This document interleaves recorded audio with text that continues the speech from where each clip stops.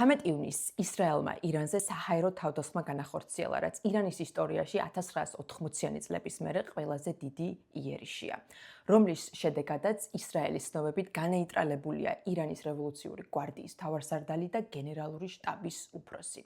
მაგრამ რატომ მაინც და მაინც ახლა, რატომ გადაწყვიტა ნათანიაჰუმ იერიში მიეტანა ირანზე ზუსტად 2 დღით ადრე ამერიკასა და իրანს შორის დაგეგმილი მეექვსე რაუნდი მოლაპარაკებებისა ატომურ საკითხებზე. ამას შეიძლება ჰქონდეს 3 ძირითადი მიზეზი. პირველი ის, რომ ისრაელს შეიძლება სულ არ აწყობს ამერიკასა და իրანს შორის ამ მოლაპარაკებების წარმატება, რომლის მიხედვითაც ამერიკამ შეიძლება ირანს მოუხსნას სანქციები ან მისი ნაწილი, თუ ირანი დათანხმდება ურანის გამდიდრების შემცირებას მხოლოდ საყოფაცხოვრებო დონეზე.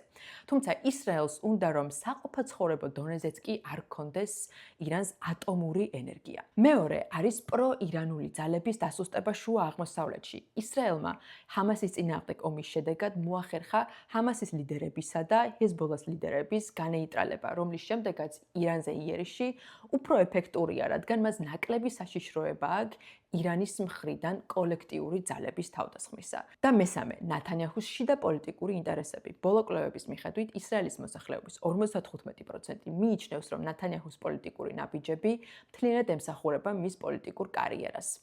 და შესაძლოა ირანზე ომი იყოს შიდა არაპოპულარობისა და სხვადასხვა პრობლემების გადაფარვა. თქვენ რას ფიქრობთ, რატომ მიიტანა ისრაელმა ირანზე იერიში მაინც და მაინც ახლა?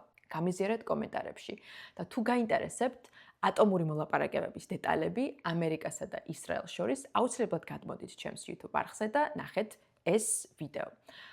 ასევე დაგხვდებათ შუა აღმოსავლეთში არსებული დაპირისპირების ვიდეოების სერია, რომელიც შეგიძლიათ ნახოთ მანამ, სანამ ამაზე დეტალური ვიდეო გამოვა. ამიტომ ცნობისთვის არ დაგავიწყდეთ არხის გამოწერა.